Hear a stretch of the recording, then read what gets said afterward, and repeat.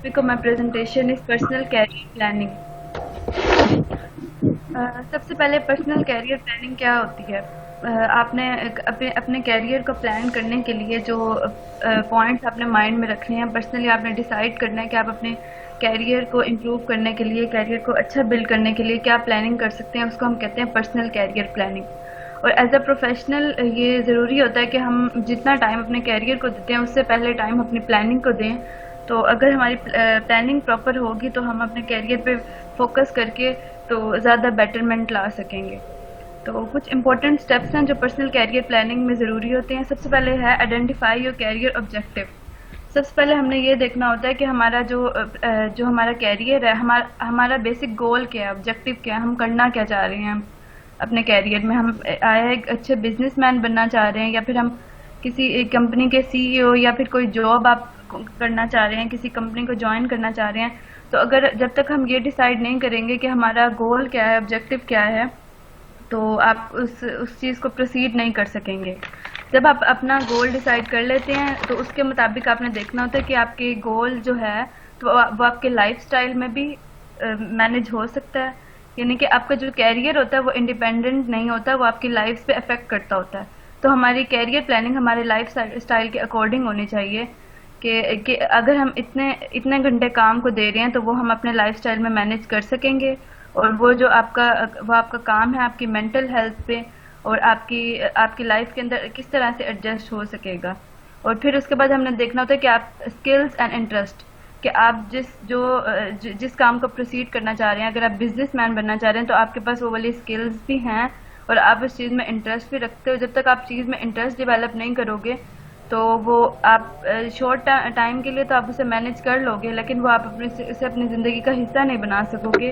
تو اس طرح آپ اگر کوئی بزنس اسٹارٹ کرتے ہیں جس میں آپ کو انٹرسٹ نہیں ہے، لیکن آپ صرف یہی دیکھتے ہیں کہ مارکیٹ میں اس کی ڈیمانڈ ہے تو آپ اسٹارٹ کر لیتے ہیں، لیکن اب اگر آپ کو انٹرسٹ نہیں ہے تو آپ کچھ منتھ تک تو وہ پروسیڈ کر سکیں گے، اس کے بعد آپ فیڈ اپ ہو جائیں گے اور پھر آپ کو نئے سرے سے ایک نئی ان پٹ دینی پڑے گی. تو یہ چیز ٹھیک نہیں ہوگی. تو سب سے پہلے ہم ان چیزوں کو لے کے چلتے ہیں.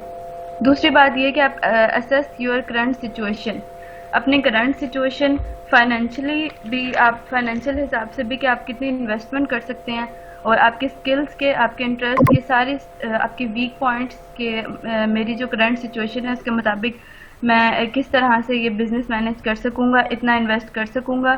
اور یہ سب چیزوں کو دیکھنا ضروری ہوتا ہے. ریئلسٹک ہو کے ایک ڈیسیجن لینا ضروری ہوتا ہے.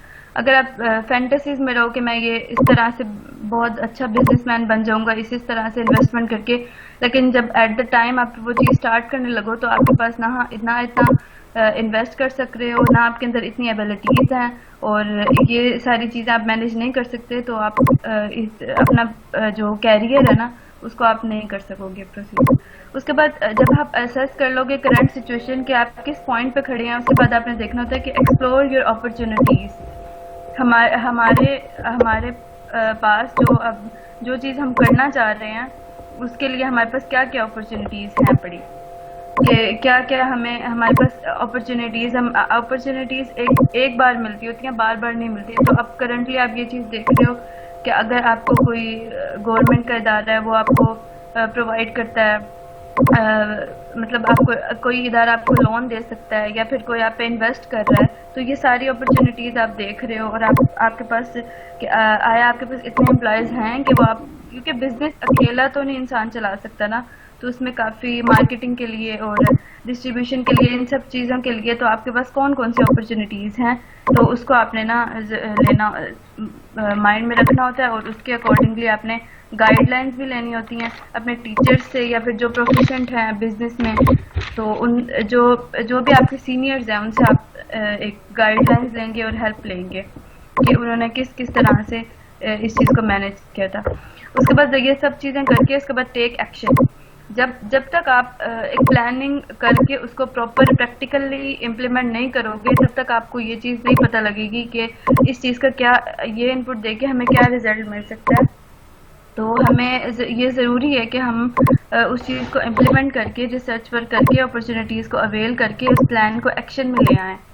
اور پھر اس کے بعد آپ نے یہ دیکھنا ہوگا کہ اپنے پروسیس کو فیسیلیٹیٹ کریں. تین طرح کی سچویشن ہوتی ہے. کریٹیکل کمپوننٹس ہوتے ہیں جس میں ایکسٹرا اٹینشن چاہیے ہوتی ہے، ان چیز کو دیکھیں. شارٹ ٹرم کمپوننٹس ہوتے ہیں اور لانگ ٹرم کمپوننٹس ہوتے ہیں جو اینڈ ریزلٹ گول پہ لے جاتے ہیں. تو ان سب اپرچونیٹیز کو جب آپ مینیج کر لو گے تو اس کی جو امپلیمنٹیشن ہوگی تو اس کو لانا ضروری ہے.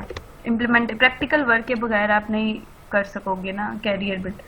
اس کے بعد آپ نے جب آپ اس کو پریکٹیکلی اسٹارٹ کر دیں گے پھر آپ نے دیکھنا ہے کہ assign a time line and مائلسٹون.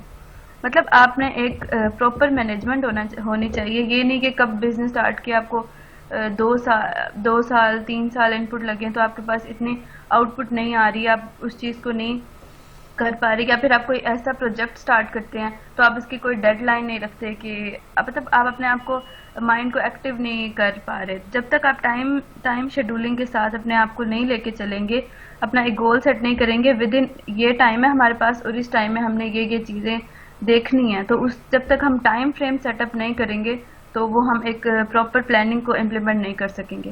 اور مائلسٹون میں یہ تھا کہ آپ کو چیزوں کو جیسے آپ کوئی بھی کیریئر پلان کرتے ہو تو آپ کو کافی چیزیں ساتھ ساتھ لے کے چلنی پڑتی ہوتی ہیں کہ اگر جیسے ہم جیسے ہم نے as a bio medical engineer ہم نے اسٹوڈنٹ لائف اسٹارٹ کی تو ہمیں نہیں پتا تھا کہ ہمیں وہاں پہ کیا کیا چیزیں تھیں ہمیں وہ کرنی پڑیں گی. اس کے لیے ہمیں سپریٹلی کوئی انٹرنشپس جیسے تھی، انٹرنشپس اپنی ڈگری کو ویلیو دینے کے لیے ضروری تھی. اس کے بعد پریکٹیکل ورک ضروری تھا، ریسرچ ورک ضروری تھا، بایو میڈیکل کے آرٹیکلس پڑھنا. تو یہ والی ساری چیزیں یہ ہوتی ہے کہ آپ اتنا اپنی انویسٹمنٹ بھی، آپ کی مینٹل انویسٹمنٹ آپ فائنینشلی انویسٹ نہیں کر رہے بلکہ آپ اسے پورے طریقے سے نا آپ اس چیز کو جو اس کی ڈیمانڈز ہیں آپ کے کیریئر کی وہ آپ اسے پورا کر کے پھر آؤٹ پٹ لے سکتے ہوتے ہیں. Thank you.